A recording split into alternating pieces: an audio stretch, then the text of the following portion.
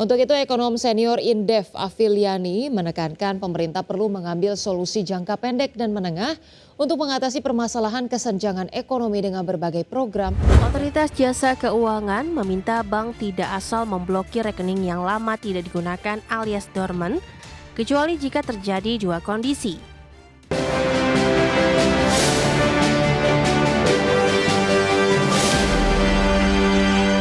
Ya, berikutnya pemirsa, ekonom senior dari Institute for Development of Economic and Finance atau INDEF menilai persoalan kesenjangan ekonomi selama ini masih menjadi masalah utama dalam meningkatkan perekonomian antara kelas atas dan kelas bawah.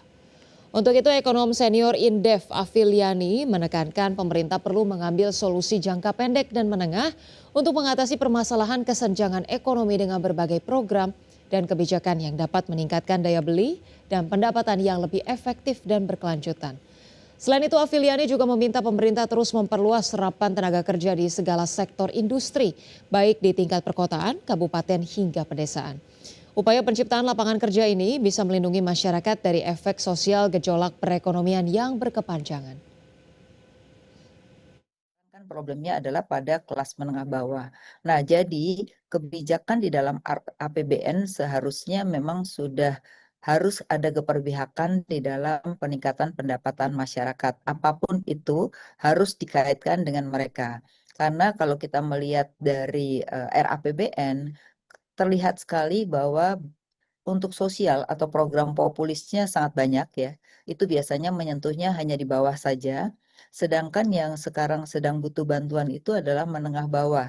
Yang mereka tidak tersentuh BLT, mereka tidak tersentuh dengan BPJS yang dibayarkan oleh pemerintah, tapi mereka biasa cenderung bayar BPJS sendiri. Mereka sedang menghadapi penurunan pendapatan yang akhirnya orang katakan mantap atau makan tabungan gitu ya.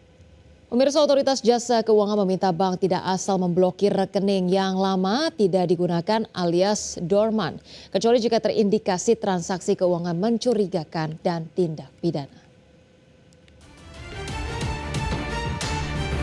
Otoritas Jasa Keuangan meminta bank tidak asal memblokir rekening yang lama tidak digunakan alias dormant, kecuali jika terjadi dua kondisi.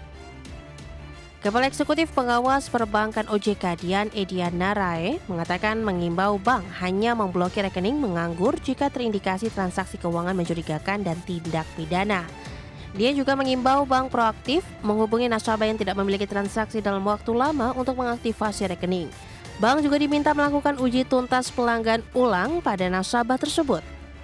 OJK saat ini sedang mengkaji pengaturan mengenai rekening tidak aktif dan menghimbau industri perbankan untuk tidak melakukan pemblokiran terhadap rekening tidak aktif kecuali terindikasi transaksi keuangan mencurigakan atau tindak pidana, serta mendorong industri perbankan secara proaktif menghubungi nasabah yang tidak memiliki transaksi dalam jangka waktu tertentu untuk melakukan aktivasi rekening dan melakukan customer due diligence atau CDD ulang terhadap setiap nasabah yang melakukan aktivitas rekening dimaksud.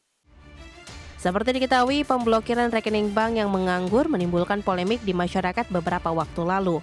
Pemblokiran tersebut dilakukan Pusat Pelaporan dan Analisis Transaksi Keuangan. Tim Liputan, IDEX Channel.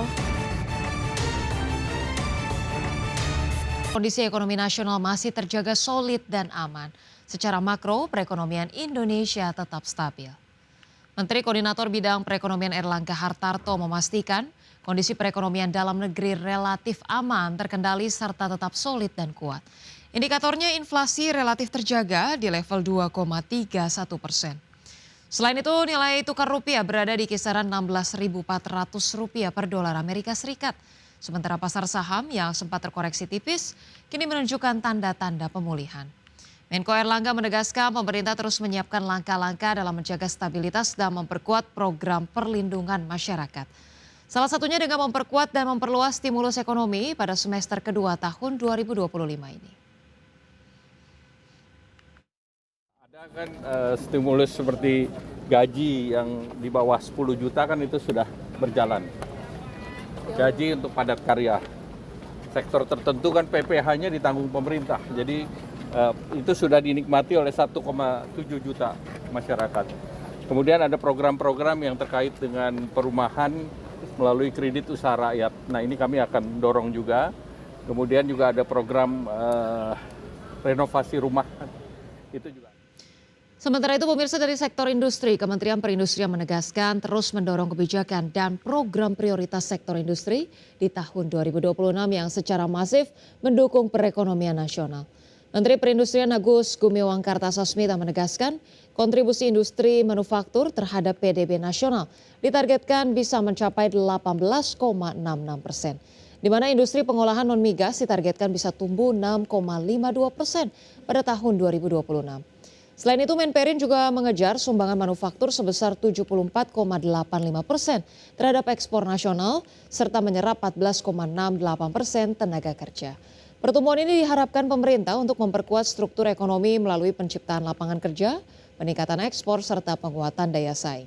Target ini sejalan dengan sasaran strategis Kementerian Perindustrian dalam mendukung pertumbuhan ekonomi nasional menuju 8% pada tahun 2029. Pencatatan seperti ini selama ini tersebar di mana-mana, belum terkonsolidasi di sektor manufaktur. Ya, itu salah satu contohnya. Misalnya yang kita benahi dalam pencatatan ya akhir-akhir ini adalah kawasan-kawasan industri. Nah, kawasan-kawasan industri itu sebelumnya belum masuk dalam basketnya dari kegiatan manufaktur. Yang sebentar lagi kita akan periksa, yaitu sektor industri kecil dan Ya, berikutnya pemirsa, ekonom senior dari Institute for Development of Economic and Finance atau INDEF menilai persoalan kesenjangan ekonomi selama ini masih menjadi masalah utama dalam meningkatkan perekonomian antara kelas atas dan kelas bawah.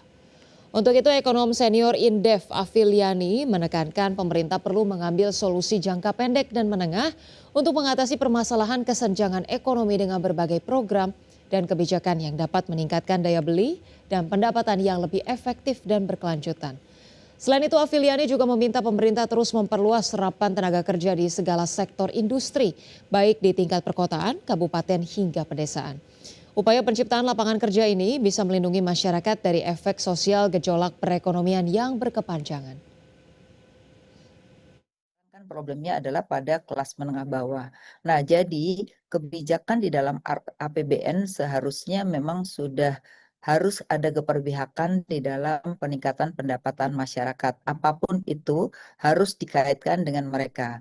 Karena kalau kita melihat dari RAPBN, terlihat sekali bahwa untuk sosial atau program populisnya sangat banyak ya. Itu biasanya menyentuhnya hanya di bawah saja. Sedangkan yang sekarang sedang butuh bantuan itu adalah menengah bawah, yang mereka tidak tersentuh BLT, mereka tidak tersentuh dengan BPJS yang dibayarkan oleh pemerintah, tapi mereka biasa cenderung bayar BPJS sendiri. Mereka sedang menghadapi penurunan pendapatan yang akhirnya orang katakan mantap atau makan tabungan gitu. Pemirsa, terima kasih Anda masih bersama kami. PT Indomobil Multi Jasa Tbk atau IMJS resmi mengantongi izin penambahan modal melalui rights issue. Perseroan akan menerbitkan hingga 3 miliar saham baru dengan nilai nominal Rp200 per saham. PT Indomobil Multi Jasa Tbk atau IMJS resmi mengantongi izin penambahan modal melalui rights issue, di mana dalam rapat umum pemegang saham luar biasa yang digelar pada 1 September 2025 menyetujui rencana penambahan modal dengan memberikan hak memesan efek terlebih dahulu atau HMETD. Rights issue akan dilaksanakan setelah memperoleh pernyataan efektif dari Otoritas Jasa Keuangan. Saham baru ini nantinya memiliki hak yang sama dengan saham lama, termasuk hak atas dividen.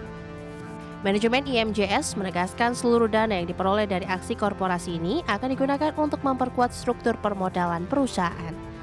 Dana tersebut juga akan dialokasikan bagi pengembangan usaha baik secara langsung maupun tidak langsung melalui entitas anak. Meski demikian, pemegang saham yang tidak melaksanakan haknya berpotensi terdilusi kepemilikannya.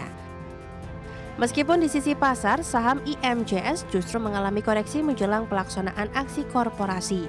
Pada perdagangan Kamis 4 September 2025, saham perseroan ditutup turun 4,80% ke level Rp238 per saham. Adapun jika dilihat dalam 3 bulan terakhir, saham IMJS masih mencatatkan pertumbuhan lebih dari 21%. Berbagi sumber, IDEX Channel.